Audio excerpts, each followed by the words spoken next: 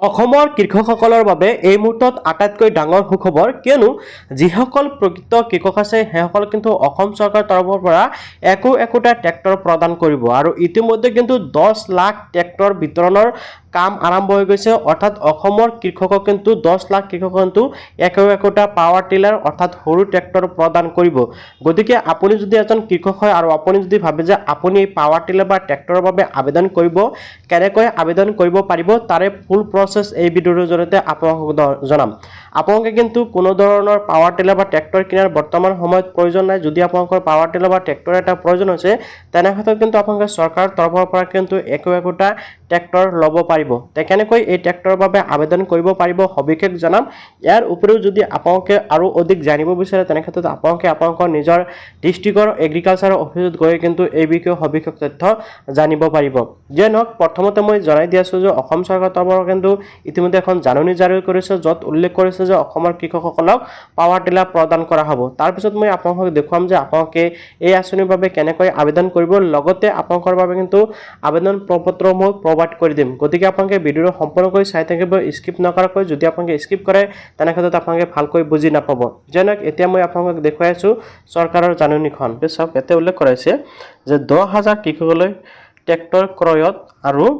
50,000 কৃষকলৈ power tiller ক্ৰয়ত ৰাজসাহায্য এতিয়া এই ট্ৰেক্টৰ আৰু পাৱাৰ টিলাৰ মাজত কিন্তু পাৰ্থক্য আছে ট্ৰেক্টৰ হ'ল ডাঙৰ ট্ৰেক্টৰ যিটো আপোনালোকে বুলি কয় আৰু পাৱাৰ টিলাৰ হ'ল সৰু ট্ৰেক্টৰ যিটো খোজকাঢ়ি গৈ আপোনালোকে হাল বাব লাগে তো এতিয়া কথা হ'ল আজি ভিডিঅ'টোত মই আপোনালোকক জনাম যে আপোনালোকে পাৱাৰ টিলাৰ বা সৰু ট্ৰেক্টৰৰ বাবে কেনেকৈ আবেদন কৰিব পাৰিব এই বিষয়বস্তুলৈ আলোচনা কৰিম এখন হ'ল এপ্লিকেশ্যন ফৰ্ম আপোনালোকে দেখিবলৈ পাইছে এপ্লিকেশ্যন ফৰ্ম ফৰ এবিলিং এছিষ্টেন্স অন পাৱাৰ টিলাৰ এব্লিক ট্ৰেক্টৰ আপোনালোকে ট্ৰেক্টৰৰ বাবে আবেদন কৰিবলৈ এইখন ফৰ্ম আপোনালোকে কি কৰিব লাগিব ফিলআপ কৰিব লাগিব এতিয়া ফৰ্মখন আপোনালোকে ক'ত লাভ কৰিব হেতু প্ৰথমতে জনাই দিছো আপোনালোকে ফৰ্ম মই ভিডিঅ'ৰ ডেসক্ৰিপচনৰ লিংক দি ৰাখিছো আপোনালোকে মোৰ হোৱাটছএপ চেনেল বা টেলিগ্ৰাম চেনেলৰ পৰা ডাইৰেক্ট কিন্তু আপোনালোকে ফৰ্মটো পাই যাব তাৰ পৰা আপোনালোকে ফৰ্মটো লাভ কৰিব পাৰিব ওকে তো এতিয়া আপোনালোকে ফৰ্মটো ফিলআপ কৰিব লাগিব আপোনালোকে দেখিছে to the deputy director of agriculture আপোনালোকে দেখিছে আপোনালোকৰ এগ্ৰিকালচাৰ অফিচ যেটো আছে সেই অফিচৰ নামটো আপোনালোকে প্ৰথম যেটো খালি বাকচ দেখিছে ইয়াতে আপোনালোকে দিব লাগিব আৰু সাবজেক্টটো অলৰেডি কিন্তু ইয়াতে লিখা আছে যে আপুনি কিহৰ বাবে ইয়াতে এপ্লাই কৰিব ইয়াতে আপোনালোকে কৈছে যে পাৱাৰ টিলাৰ বা ট্ৰেক্টৰৰ বাবে সেন্ট্ৰেল যেটো স্পন্সৰ মাইক্ৰো মেনেজমেন্ট স্কিম আছে এই স্কিমৰ জৰিয়তে আপোনালোকে চৰকাৰী পাৱাৰ টিলাৰৰ বাবে এপ্লাই কৰিছে ওকে দেন আপোনালোকে ইয়াতে দেখিবলৈ আছে তলত আহিলে স্যাৰ আই এম অৰ্থাৎ আপোনাৰ নামটো দিব দেন ইয়াতে এসও অৰ্থাৎ সান অফ আপোনালোকে ইয়াতে দি দিব বেলেজ আপোনালোকে পোষ্ট অফিচ তহসিল আপোনালোকে এই ডিটেইলছসমূহ দিব লাগিব দেন আপোনালোকে ডিস্ট্ৰিক্ট নেমটো দিব তো এই ডিটেইলছ আপোনালোকে সকলোৱে দিব পাৰিব ইয়াতে বেসিক ডিটেইলছ যেসমূহ সেইসমূহ দিব লাগে আপোনালোকে একো টেনচন নাই সকলোৱে দিব পাৰিব তো এতিয়া আহি গল আপোনালোকৰ কিছুমান ডকুমেন্টছ ইয়াতে এটাচ কৰি দিব সেই ডকুমেন্টছ কেইটা ইয়াতে ডকুমেন্টছ কেইটা কিন্তু আপোনালোকৰ খুবই গুৰুত্বপূৰ্ণ বা আপোনালোকে মন কৰিবলগীয়া প্ৰথমতে আছে এক number location and address of the farmer আপোনাৰ লোকেশন আৰু আপোনাৰ এড্ৰেছটো দিব লাগিব আপুনি যে য'ত খেতি কৰে দুই নম্বৰত ল্যান্ড হেন্ডিং অনাৰ ডিটেইলছসমূহ আপোনালোকে দিব লাগিব ঠিক আছে তাৰ পিছত ইয়াতে আছে টাইপ অফ ল্যান্ড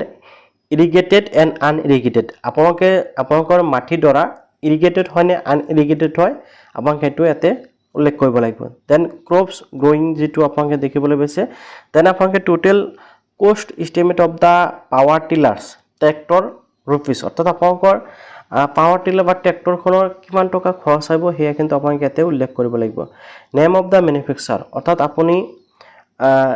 কি কোম্পানী কোনটো কোম্পানীৰ ট্ৰেক্টৰখন ল'ব বিচাৰিছে আৰু কোনটো মডেলৰ ল'ব বিচাৰে তাৰ পিছত পাৱাৰ এইচপি অৰ্থাৎ হৰ্স পাৱাৰ কিমানৰ ল'ব বিচাৰিছে হেয়াও কিন্তু আপোনালোকে ইয়াতে উল্লেখ কৰিব লাগিব বাকি ডিটেইলছনো আপোনালোকে ইয়াতে দেখিবলৈ পাব এনেকৈ ইয়াতে আছে তাৰ আপোনালোকে স্ক্ৰল ডাউন হৈ আহিলে ইয়াতে আপোনালোকে সিগনেচাৰটো কৰিব লাগিব জাস্ট সিগনেচাৰটো কৰাৰ পিছত ইয়াতে আপোনালোকে দেখিবলৈ আপোনাৰ নাম এড্ৰেছ ডিটেইলছসমূহ ইয়াতে আপোনালোকে দিব লাগিব যেনেকৈ name and address the of the applicant ঠিক আছে ইয়াতে আপোনালোকে দিব লাগিব আৰু কিমান টকা আপোনালোকৰ খৰচ হ'ব আপোনালোকৰ ডিটেইলছসমূহ হৰ্স পাৱাৰ এই ডিটেইলছসমূহ কিন্তু ইয়াতে দিব লাগিব ওকে আপোনালোকে সহজতে দিব পাৰিব দিয়াৰ পিছত এতিয়া আপোনালোকে যিখন ফৰ্ম দেখিবলৈ পালে আৰু যিখিনি ডকুমেন্টছৰ কথা মই আপোনালোকক ক'লো বা ফৰ্মত যিকেইটা ডকুমেন্টছৰ কথা উল্লেখ আছে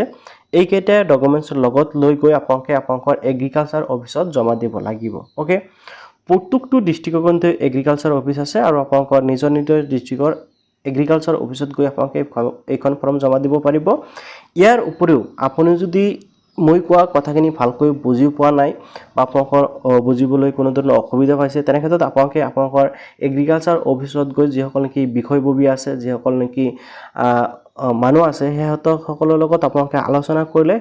সেই সকল ব্যক্তিয়ে কিন্তু যিসকল অফিচাৰ আছে সেইসকলে কিন্তু আৰু ভালকৈ আপোনালোকক বুজাই দিব যে আপোনালোকে ইয়াৰ বাবে কেনেকৈ ফৰ্ম ফিল আপ কৰিব লাগিব বা তেখেতসকলৰ ফালৰ পৰা আপোনালোকক ফৰ্ম প্ৰভাইড কৰিব পাৰে বা আপুনি যদি এই স্কিমৰ বাবে এপ্লাই কৰিব বিচাৰে আপোনাৰ কিমান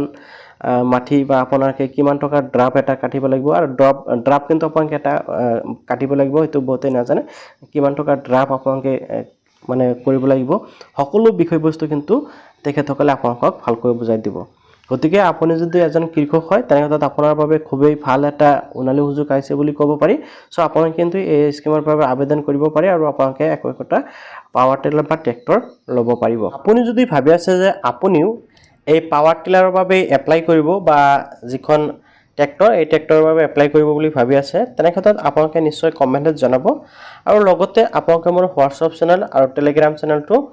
কি কৰিব জয়েন কৰি ৰাখিব সাবস্ক্ৰাইব কৰি ৰাখিব তেতিয়াহে কি হ'ব যেতিয়া আপোনালোকৰ প্ৰয়োজন হ'ব বা মই এই ফৰ্মটো কি কৰিম মোৰ টেলিগ্ৰাম চেনেল আৰু হোৱাটছআপ চেনেলৰ দি দিম সেয়ে আপোনালোকে আগতীয়াকৈ কি কৰক সাবস্ক্ৰাইব কৰি ৰাখক এতিয়ালৈকে অফিচিয়েল নোটিছটো অহা নাই যাৰ বাবে মই আপোনালোকক ফৰ্মটো এতিয়া দিয়া নাই 2 দিনৰ বাবে পিছতে কিন্তু অফিচিয়েল নোটিছটো আহি যাব তেতিয়া কিন্তু আপোনালোকে ইয়াৰ বাবে আবেদন কৰিব পাৰিব গতিকে আপোনালোকে সকলোৱে মোৰ ইউটিউব আপোনালোকে টেলিগ্ৰাম চেনেল আৰু হোৱাটছআপ চেনেলটো সাবস্ক্ৰাইব কৰি ৰাখিব আৰু মাৰ্চবি আপোনালোকে ইউটিউব চেনেলটো সাবস্ক্ৰাইব কৰি ৰাখিব